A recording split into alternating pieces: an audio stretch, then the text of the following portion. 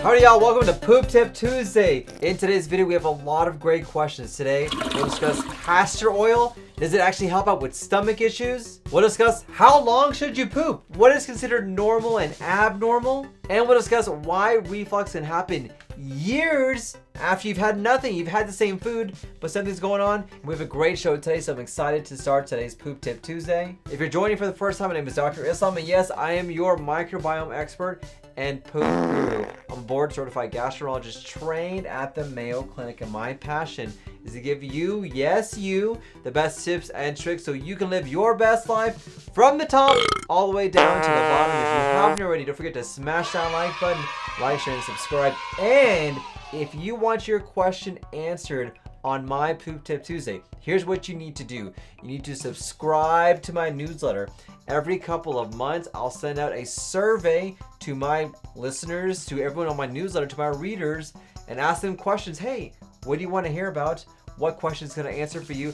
That is going to be the best way for us to answer your questions. You certainly can subscribe to my channel, send me a DM, we can collect those. But the best way by far is to subscribe to my newsletter so we can really answer these questions. So I'm excited about today's show, and we'll go and get started. So first question, hey Dr. Islam, does castor oil help out when it comes to constipation or stomach pain? Let me know in the comments down below if you've used castor oil.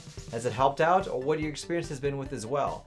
So castor oil has been around for a long time, and it's been used as a natural option, especially a laxative, to help out when it comes to constipation. Now, a lot of people who have stomach issues don't really realize that a lot of their issues can stem from the fact that they're just not using the restroom or going to the bathroom as regular as what they would like. And so when stool just stays in that colon, it can cause pain, distension, but it also can cause a lot of gut issues, including obviously constipation as well. So castor oil acts as a stimulant laxative. So whenever you ingest it, it allows things to pass through a lot easier and sometimes more effectively. So because it's a stimulant laxative, it's in the same category as Senna or even Dulcolax. Now keep in mind, it can take up to 2 or 3 hours to get things going if you try to use castor oil. Now you need to take castor oil via the mouth because it needs to be broken down in the body. And the only way to do that is actually ingest this particular substance. Now the important thing about castor oil is that the same receptors that help out with constipation actually can do the same thing when it comes to labor. So if you are pregnant, do not use castor oil because there is a chance, a good chance, you may go into labor. So don't do that. That's not good for your gut, nor is it good for your body. Now I'm gonna tell you, castor oil tastes terrible, I know. But listen, if you like the taste of it, it doesn't bother you, and you want to try something to help you get going and help you out with constipation, and you're not pregnant, try castor oil. It may be an effective option to help out when it comes to constipation, and just see how you do. All right, question number 2. Hey, Dr. Islam, do I poop normally? How often should I poop? I get this question all the time, and I love this question. So here's kind of the answer is that, really, it doesn't matter. I know people are obsessed by the timing of their poop. Am I pooping every day? Is something wrong? What's going on? Do I need to change something? I'm so confused. Here's what you need to know. You poop whenever you feel like you need to poop. Don't worry about a number. So the medical definition of normal is more than 3 times per week. Yes, that's crazy, but that's the medical definition of normal. Here's what you need to know. When it comes to constipation, the important thing I want you to realize is how you feel. Do you feel the urge to go? Can you go? And whenever you do go, you feel like you're emptying everything out. That's more important for me. So whether you go 2 times a week, if you have no pain, you have no discomfort, and you feel good when you use the restroom and you're happy with it, then I am perfectly fine with that. I don't care about the actual number.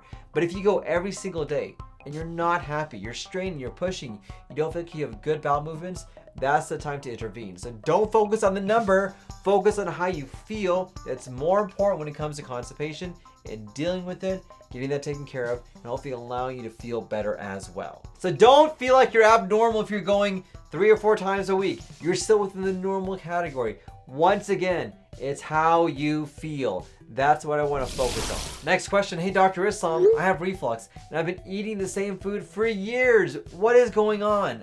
All right, this is a great question because a lot of us, including yours truly, develop reflux over time. I had no reflux when I was younger for sure. And it wasn't until I got older, even though I still ate healthy, and I watched what I ate, that I developed reflux later on. There are a couple different reasons why. Number one, there could be an anatomical reason why you're developing reflux. The most common being developing what's called a hiatal hernia. A hiatal hernia is when part of your stomach goes above where it should be, and what that does is that opens up the esophagus longer and more often. And when that esophagus is open, it's like a door being open into your esophagus, causing the acid to go up. So sometimes over time, because we're older, we're not as healthy, or who knows why, that hernia can develop. You won't see it, but your body can tell. And the only way for us to know that is to take a look with a scope or do imaging. Now, our second reason is that sometimes the foods that we eat can produce a lot more gas, or we can't metabolize that gas as effectively as we did before.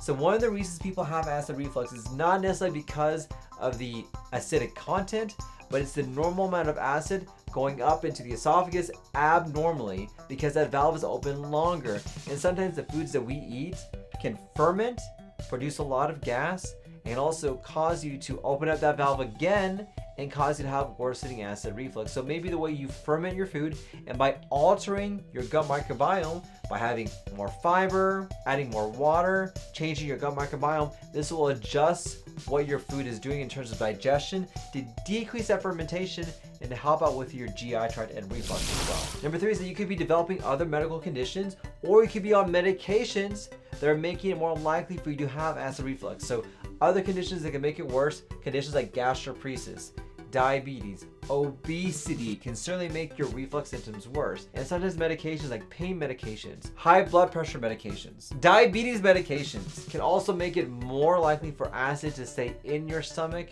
and cause a lot more acid reflux as well. Or it could be a combination of all the above, and we just got to figure out what's going on.